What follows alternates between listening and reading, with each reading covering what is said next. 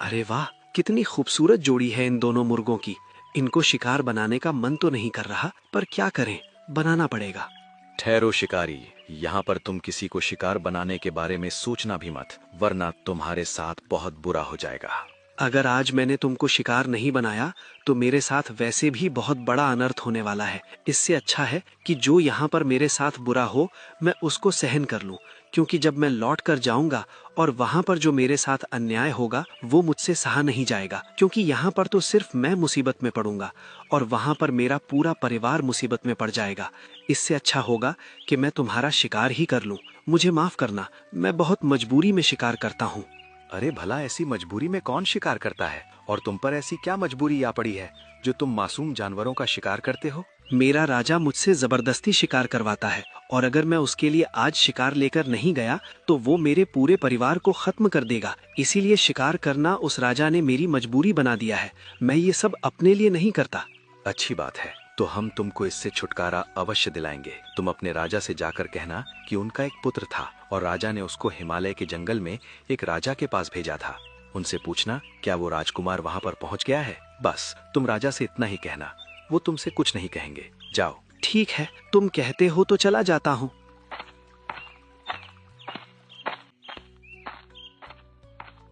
और वो बिना शिकार लिए राजा के पास पहुंचा। ओहो, तुम्हारे इस दयालुपन का मैं क्या करूं? देखो, आज भी तुम बिना शिकार किए आ गए। तुमको हमारा जरा सा भी भय नहीं लगा? महाराज, आपके क्रोध के बारे में मुझको ज्ञात था, पर क्या करूं, आज मेरे साथ जंगल में एक अजीब सी घटना घट गई। मुझको तालाब पर 2 मुर्गे मिले और जब मैंने उनको शिकार बनाना चाहा तो उन्होंने कहा कि तुम मुझको शिकार मत बनाना, वरना मुसीबत में पड़ जाओगे, और तुम अपने राजा से पूछना कि उनका इकलौता पुत्र कहाँ पर है। अच्छा, तो वो हमारे और तुम अपने राजा से पूछना कि उनका इकलौता पुत्र कहाँ पर है। अच्छा, तो वो हमारे पुत्र के बारे में जानना चाहते हैं, तो उनको बता देना कि हमारा पुत्र हिमालय के पास जो जंगल है वहाँ के राजा सिंहराज की लड़की को पसंद करने के लिए गए हैं। तभी वहाँ पर गुप्तचर आता है। महाराज, अभी अभी मैंने पता लगाया है कि राजकुमार हिमालय के जंगल में नहीं पहुँचे हैं। ये कैसे हो सकता है? राजकुमार को तो हिमालय के जंगल में कब का पहुंच जाना चाहिए था। एक काम करो शिकारी, तुम हमको उन दोनों मुर्गों के पास ले चलो।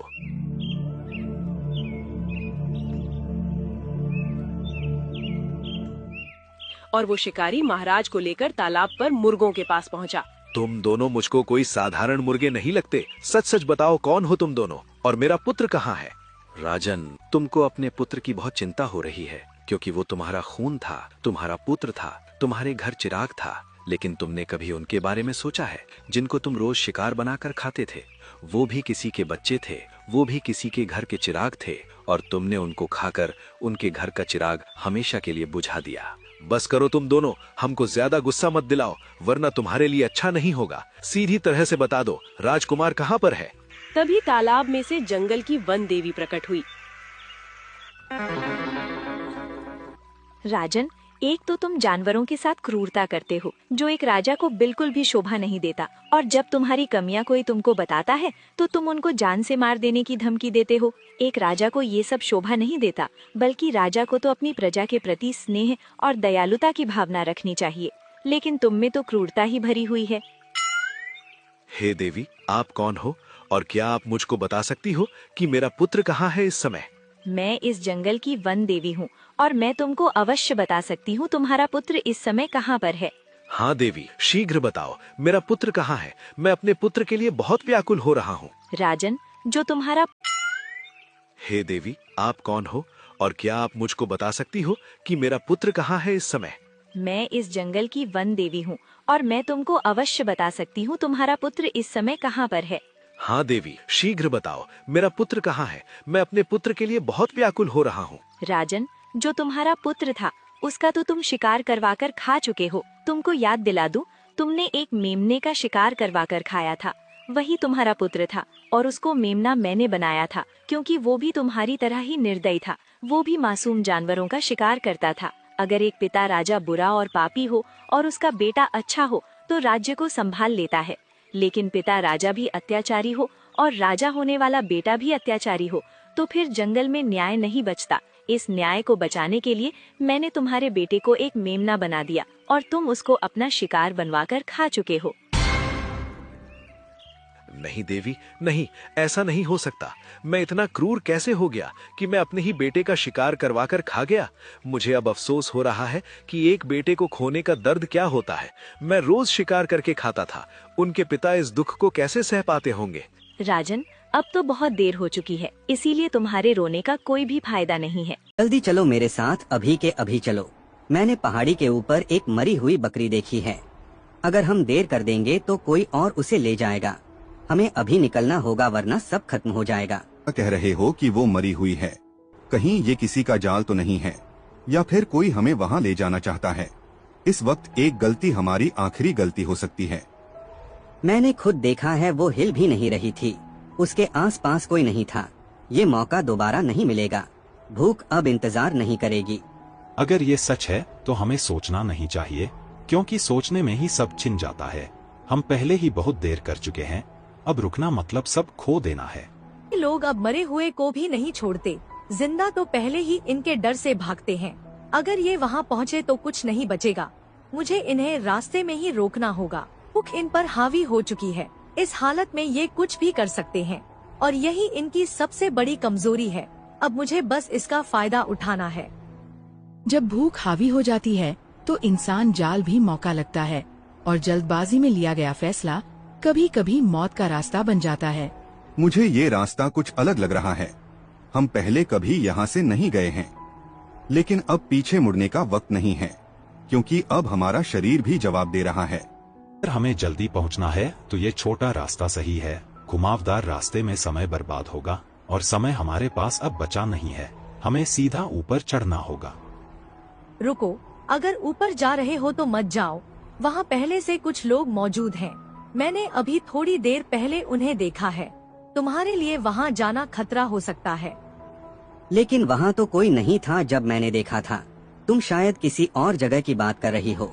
हमें अभी वहाँ पहुँचना जरूरी है, वरना सब खत्म हो जाएगा। मैंने उनकी गंध महसूस की है। वो ज्यादा दूर नहीं है। अगर तुम अभी ऊपर गए तो सीधे उनके सामने पहुँच जाओगे और फिर वापस आने का मौका नहीं मिलेगा। मैं क्या करना चाहिए? क्या कोई दूसरा रास्ता है? हम देर नहीं कर सकते हैं, लेकिन खतरे में भी नहीं पड़ सकते। एक पिछला रास्ता है जो सुरक्षित है। थोड़ा लंबा जरूर है लेकिन साफ है। वहाँ से कोई नहीं आता जाता है। तुम बिना देखे ऊपर पहुँच सकते हो। वह रास्ता हमारे लिए मुश्किल होगा, लेकिन अगर ऊपर सच में कोई है तो सीधा जाना खुद को सौंपना होगा। हमें सोच समझकर फैसला लेना होगा। भूख अब हमसे इंतजार नहीं करवा सकती। हमें जोखिम लेना ही होगा, क्योंकि खाली हाथ लौटे तो कुछ नहीं बचेगा। अब डरने का वक्त नहीं है। डरने का वक्त हमेशा आखिरी वक्त होता है और वो अक्सर देर से आता है। अगर बचना है तो रास्ता बदल लो, वरना रास्ता तुम्हें बदल देगा। ठीक है, हम पीछे वाले रास्ते से जाएंगे। कम से कम वहाँ खतरा कम होगा। हम और देर ठीक है, हम पीछे वाले रास्ते से जाएंगे। कम से कम वहाँ खतरा कम होगा। हम और देर बर्दाश्त नहीं कर सकते। चलो अभी चलते हैं। सीधे वहाँ नहीं पहुँचेंगे। भूख इनकी दुश्मन बन चुकी है और मैंने बस उसे दिशा दे दी है।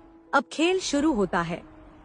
जब भूख फैसले लेने लगे तो दिमाग सवाल पूछना बंद कर देता है और उसी वक्त सबसे बड़ी चाल चल दी जाती है।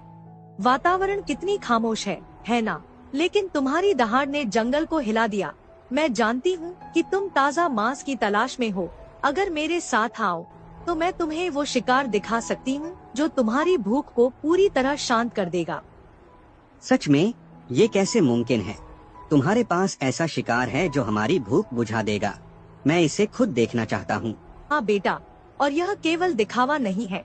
मैं जानती हूँ जंगल के हर कोने को, हर छिपे हुए रास्ते को, जहाँ जाने से किसी ने कभी सोचा भी नहीं। उमड़ी, तुम्हारा मतलब साफ बताओ। अगर यह जाल है तो हम तैयार हैं, लेकिन अगर सच है तो हमारी भूख को शांति मिलेगी। मैं झूठ नहीं बोलती, लेकिन मेरी मदद लेने के लिए तुम्हें मेरे साथ चलना होगा। जंगल का हर खतरा तुम्हें डराएगा, लेकिन शिकार तुम्हारे लिए इंतजार कर रहा है। लोमड़ी की चाल को देखो बेटा, ये तुम्हारी भूख और लालच को और बढ़ा रही है। सच कहूँ तो इसे मान लेना ही बेहतर है। मैं इंतजार नहीं कर सकता। चलो लोमड़ी, मुझे वो शिकार दिखाओ। जंगल अब हमारी दहाड़ का गवाह बनेगा। ठीक है बेटा, लेकिन हम सतर्क रहेंगे। हमारी भूख बड़ी है, लेकिन जाल में फंसना नहीं चाहिए। लोमड़ी, दिखाओ हमें वह रास्ता। तैयार हो जाओ। ये रास्ता केवल बहादुरों के लिए है। जो इसे पार करेगा उसकी भूख को मैं खुद शांत कर दूंगी। तो चलो, जंगल की हर छाया अब हमारी भूख की दहाड़ सुन रही है। लोमड़ी के साथ चलना ही अब हमारी ताकत और लालच को पूरा करेगा। और यूं लोमड़ी की चाल ने 3 भेड़ियों को अपने जाल की ओर खींच लिया। भूख, लालच और आशा के बीच वे उसके साथ गहरे जंगल में बढ़ते गए, अनअवेयर कि उनके कदम एक नई दहशत की ओर बढ़ रहे थे। देखो, यहाँ तुम्हारा शिकार है, ताज़ा और मांस में भरपूर। तुम्हारी भूख इसे देखकर शांत हो जाएगी। बस थोड़ा करीब आओ और इसका स्वाद लो। ये क्या है? ये तो बिल्कुल भी हमारी भूख नहीं मिटाएगा। मैंने सोचा था कुछ बड़ा और शानदार होगा, लेकिन ये तुच्छ शिकार सिर्फ समय की बर्बादी है। लोमड़ी, क्या ये तुम्हारा झूठा वादा था?